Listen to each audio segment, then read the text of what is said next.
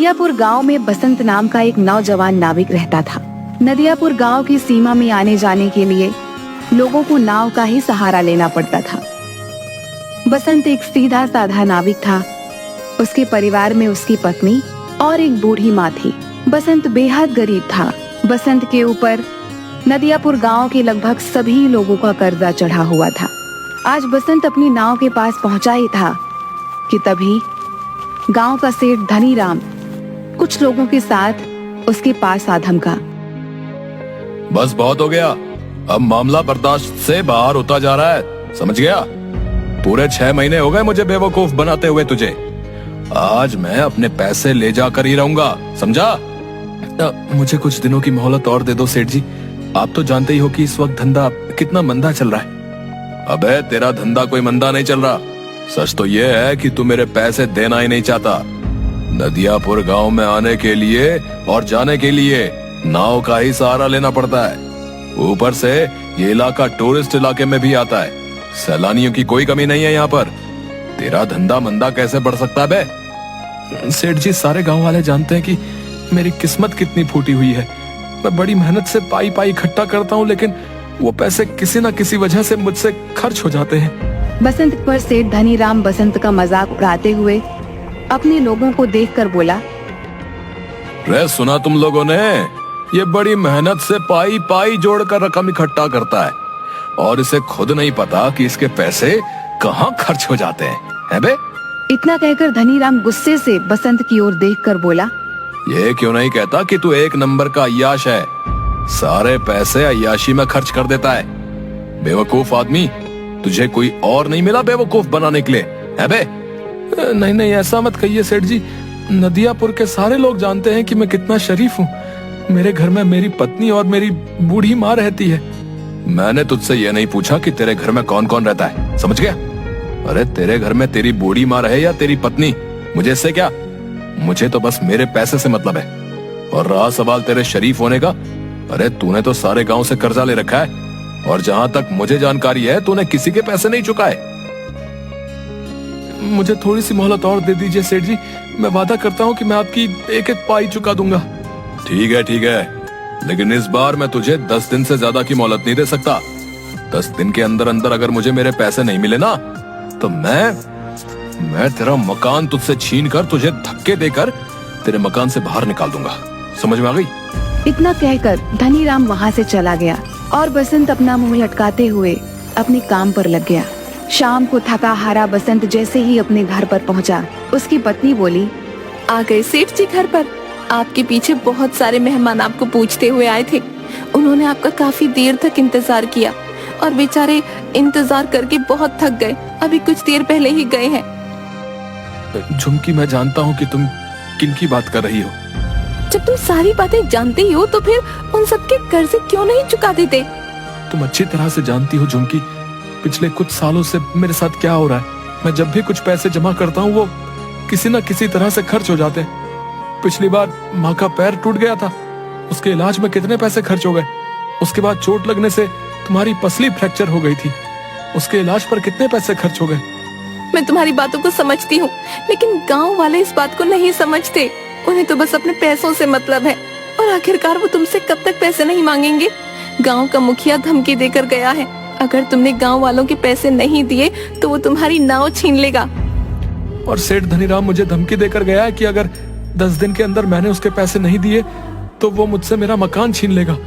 मेरी समझ में नहीं आता कि अब मैं क्या करूं। मेरी समझ में नहीं आता, गांव में जितने भी नाविक हैं उन सब की ऐश की चांदी कर रही है। उन सब के मकान देखे हैं तुमने? ऐसा लगता है जैसे कि वो कोई नाव नहीं बल्कि कोई कंपनी चलाते हो। तुम सारा दिन नदी के किनारे क्या करते रहते हो? कितनी बार कह चुका हूँ झुमकी, टूरिस्ट मेरी नाव में नहीं आते। ये क्यों नहीं कहते कि तुम्हारी नाव में गांव के भूखे नंगे लोग ही आकर बैठते हैं? उनसे तुम्हें कितनी आमदनी होती होगी। तुम अपनी नाव में नदियापुर घूमने आए सैलानियों को क्यों नहीं बिठाते? जितने भी नाविक हैं वो झूठ बोलकर टूरिस्ट को अपनी नाव में बैठाकर सिर्फ उन्हें चूना लगाते हैं और मुझे झूठ बोलना नहीं आता। नहीं चाहिए मुझे हराम की कमाई। अरे सच्चाई के देवता, ये धंधा है। ये क्यों नहीं कहते कि तुम्हें धंधा करना ही नहीं आता? जिसे तुम धंधा कह रही हो मैं उसे अच्छा नहीं समझता। मेरी तो किस्मत ही फूटी हुई है कि मुझे तुम्हारे जैसा पति, बेवकूफ पति मिला। अगर ऐसे ही हाल रहा ना तो वो दिन दूर नहीं कि जिस दिन तुम्हारी नाव भी तुमसे छीन ली जाएगी। उसके बाद मुझे और माँ जी को इस घर से धक्के देकर बाहर निकाल दिया जाएगा। उसके बाद अपने सच्चाई के प्रवचन बाहर बैठकर देते रहना। इतना कहकर झुमकी गुस्से से वहां से चली गई। ऐसे ही 10 दिन गुजर गए। 10वें दिन बसंत नदी के किनारे उदास बैठा हुआ गहरी सोच में डूबा हुआ था कि तभी वहां पर धनीराम फिर से आ पहुंचा। याद है ना बसंत, आज तेरा आखिरी दिन है। अब इससे ज्यादा मैं तुझे और मोहलत नहीं दे सकता भाई। शाम को मैं तेरे घर पर आऊंगा वसूली करने के लिए। मेरे पैसे तैयार रखना, नहीं तो अपना बोरिया बिस्तर समेट कर चुपचाप चले जाना। इतना कहकर धनीराम वहां से चला गया। बसंत अपने आप से बोला, अब क्या होगा? पूरे 10 दिन से मेरी नाव में मुश्किल से 20 मुसाफिर भी नहीं बैठे होंगे। मैं धनीराम के पैसे कहाँ से दूंगा? अगर मैंने उसे पैसे नहीं दिए तो वो मेरे परिवार को बेइज्जत करके घर से निकाल देगा। मैं कहाँ जाऊँ, क्या करूँ? बसंत हसरत भरी निगाहों से और नाविकों को देखने लगा जिनकी नाव पर टूरिस्ट सवार थे। तभी बसंत के कानों में एक बूढ़े व्यक्ति का स्वर टकराया। क्या तुम मुझे दूसरी दुनिया के छोर तक छोड़ सकते हो? बसंत उस बूढ़े की बात सुनकर हैरत में पड़ गया। लगता है आपका दिमाग खिसका हुआ है बाबा। ये कैसी बातें कर रहे हैं आप? मेरा कहने का मतलब ये है बेटा, तुम मुझे इस नदी के दूसरे किनारे पर छोड़ देना। तो सीधे सीधे ये कहिए ना बाबा कि आपको दूसरी सीमा पर उतरना है। ठीक है बाबा, 200 लगेंगे। मैंने सुना है कि तुम बूढ़े और गरीब यात्रियों से पैसे नहीं लेते। सही सुना है बाबा, लेकिन क्या करूं? लगता है मुझे अपने नियम और कायदे अब बदलने पड़ेंगे। चाहे कितनी भी मुसीबत क्यों ना आ जाए, अपने उसूल इंसान को कभी नहीं बदलने चाहिए। वक्त बदलते हुए देर नहीं लगती। मैं इस वक्त बहुत परेशान हूँ बाबा। जाओ जाकर कोई दूसरी नाव पर बैठ जाओ। लेकिन मुझे तो सिर्फ तुम्हारी ही नाव पर बैठना है, पर मेरे पास पैसे नहीं है तुम्हें देने के लिए। अगर तुम मुझे वहां तक छोड़ दोगे तो मैं तुम्हारा एहसानमंद रहूंगा। मेरी पत्नी वहां पर इंतजार कर रही है। बूढ़े की बात सुनकर बसंत को बूढ़े के ऊपर तरस आ गया था। ठीक है बाबा, मैं तुम्हारा दिल नहीं तोड़ूंगा। आइए बैठिए, जहाँ आपको जाना है मैं आपको वहाँ छोड़ दूंगा, ठीक है? बसंत की बात सुनकर वह बूढ़ा रहस्यमयी अंदाज में मुस्कुराते हुए बसंत की नाव में बैठ गया। बसंत की नाव नदी के बीच में पहुंची ही थी कि तभी वो बूढ़ा बसंत से बोला, बस मुझे यहीं तक छोड़ दो। बाबा पागल हो गए हो क्या? यहाँ पर तो सिवाय पानी के अलावा कुछ भी नहीं है। जो मुझे नजर आ रहा है वो तुम्हें नजर नहीं आएगा बेटा। तुम नाव यहीं रोक दो, मैं यहीं उतर जाऊंगा।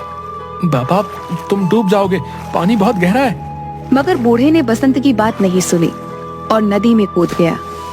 यह देखकर बसंत बुरी तरीके से घबरा गया और बड़बड़ाता हुआ बोला, अरे कहाँ फंस गया मैं? अगर ये बूढ़ा मर गया तो इसकी मौत का इल्जाम भी मेरे ऊपर लगेगा। सभी लोगों ने इस बूढ़े को मेरी नाव में सवार होते हुए देखा है। अब क्या करूं? लगता है मुझे भी नदी में कूदना ही पड़ेगा। इतना कहकर बसंत ने नदी में छलांग लगा दी। मगर उसने जैसे ही नदी में छलांग लगाई, उसने अपने आप को एक बेहद सुंदर जंगल के बीच बहुत छोटे से तालाब में खड़ा हुआ पाया। बसंत तुरंत उस तालाब से निकलकर उस जंगल की ओर देखने लगा।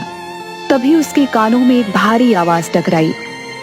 बेटा मेरी शाख थोड़ी सी झुक रही है, इसे थोड़ा सा सीधा कर दो, मुझे दर्द हो रहा है। बसंत ने देखा कि वो जिस पेड़ के नीचे खड़ा था, बसंत से वही पेड़ बोला था।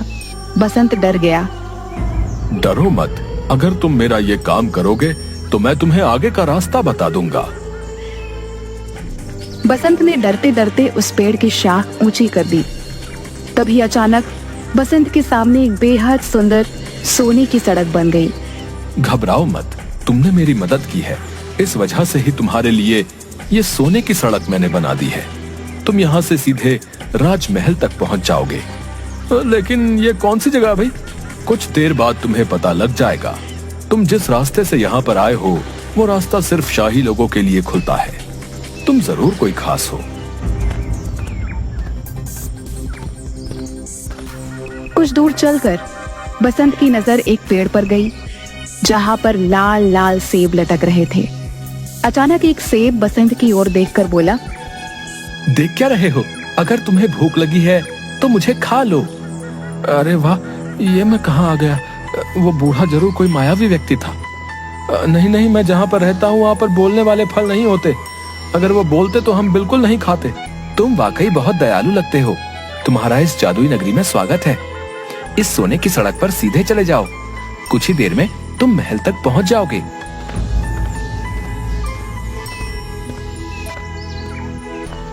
कुछ ही देर में बसंत एक आलीशान महल के सामने पहुंच गया। तभी उसके कंधे पर पीछे से किसी ने हाथ रखा। बसंत ने देखा तो सामने वही बूढ़ा खड़ा उसे देखकर मुस्कुरा रहा था। कौन हो तुम और ये कौन सी जगह है? अचानक वह बूढ़ा एक बेहद सुंदर राजकुमार में तब्दील हो गया। ये सारा का सारा राज्य मेरा है। तुम पृथ्वी पर नहीं बल्कि दूसरी एक जादुई दुनिया में हो। दूसरी दुनिया में? मैं कुछ समझा नहीं। दरअसल नदियापुर गांव की नदी के बीच एक दूसरी जादुई दुनिया का द्वार खुलता है। ये एक जादू की दुनिया है। तुम्हारा महल तो बिल्कुल सोने का मालूम होता है। यहाँ के दरवाजे, यहाँ तक कि सैनिक भी सोने के ही मालूम होते हैं। सोने के मालूम नहीं होते, ये सोने के ही हैं। मैं तुम्हें बहुत दिनों से नाव में बैठा हुआ उदास देख रहा था। मैं जानता हूँ कि तुम बहुत अच्छे स्वभाव के हो और तुम्हारी दुनिया में अच्छे व्यक्तियों के साथ अच्छा बर्ताव नहीं होता, जबकि हमारी दुनिया में ऐसा बिल्कुल नहीं होता। इसलिए मुझे लगा तुम्हारी मदद करनी चाहिए। इतना कहकर वो राजकुमार बसंत को महल के अंदर की ओर ले गया, जहाँ पर सोने के सिक्कों के ढेर लगे हुए थे। ये सारे सोने के सिक्के तुम्हारे हैं। तुम्हारी जितनी मर्जी हो यहाँ से ले जा सकते हो और तुम जब चाहो यहाँ पर आ सकते हो। मगर याद रखना, तुम्हें इस बात को हमेशा रहस्य ही रखना होगा। यहाँ तक कि तुम्हें अपनी पत्नी और माँ को भी इस बारे में कभी नहीं बताना। जिस दिन तुम इस राज को छुपाने में नाकामयाब हो जाओगे, तुम्हारे लिए इस दुनिया के द्वार बंद हो जाएंगे, क्योंकि ये यहाँ का नियम है। बसंत ने एक थैले में सैकड़ों सिक्के भर लिए। वो राजकुमार उसे उसी जादुई पेड़ के पास मौजूद उस छोटे से तालाब पर ले आया। तुम इस तालाब में कूद जाओ, तुम अपनी नाव में दोबारा वापस पहुंच जाओगे। बसंत जैसे ही उस तालाब के अंदर कूदा, उसने दोबारा खुद को नदी के बीच में पाया। बसंत उसी दिन वो सारा सोना शहर में बेच आया और उसने गांव में सबके कर्जे चुका दिए। देखते ही देखते बसंत नदियापुर का सबसे बड़ा सेठ बन गया। एक दिन बसंत की पत्नी ने बसंत से कहा, तुमने आज तक नहीं बताया जी कि आखिरकार तुम इतने ढेर सारे पैसे लेकर कहाँ से आए और तुम कुछ दिनों के लिए अचानक कहाँ लापता हो जाते हो? मैंने तुमसे कितनी बार कहा है झुमकी कि मैं इस बारे में नहीं बता सकता। इतना तो मैं जानती हूँ कि तुम कोई गलत काम नहीं कर सकते। अगर तुम नहीं बताना चाहते तो शायद इसमें ही हम सबकी भलाई होगी। बसंत की अमीरी देखकर धनी राम अंदर ही अंदर जलने लगा। एक दिन उसने अपने खास आदमी भीमा से कहा, मेरी समझ में नहीं आता भीमा कि ये बसंत रातों रात अमीर कैसे बन गया। मैं सोच रहा था कि इसके मकान और उसकी नाव पर कब्जा कर लूंगा, लेकिन इसने तो मेरे सारे पैसे लौटा दिए। सिर्फ आपके ही नहीं सेठ, उसने सारे गांव वालों के पैसे लौटा दिए। आज गांव में सबसे आलीशान हवेली उसकी बनी हुई है और तो और नदियापुर में सारी नाव का मालिक बसंत ही है। हाँ मुझे पता है, और वो टूरिस्ट से बहुत कम पैसे लेता है और गांव के लोगों को तो वो मुफ्त में ही नाव में बैठाने का काम करता है। मेरा धंधा भी चापट हो गया। दाल में जरूर कुछ ना कुछ काला है। जाओ जाकर पता करो कि आखिर माजरा क्या है। जाओ। मैंने पता कर लिया है। क्या मतलब? कुछ दिनों पहले मैं उसका चुपके से पीछा कर रहा था। अचानक मैंने देखा कि वो बीच नदी में कूद गया और कुछ ही घंटों के बाद वो वापस आ गया। उसके हाथ में एक थैला था जो सोने से चमक रहा था। बेवकूफ आदमी, ये बात तूने मुझे पहले क्यों नहीं बताई? इसका मतलब कि नदी के बीचों बीच जरूर कोई सोने की सुरंग है जो उसके हाथ लग गई है। मुझे अभी ले चलो वहां पर।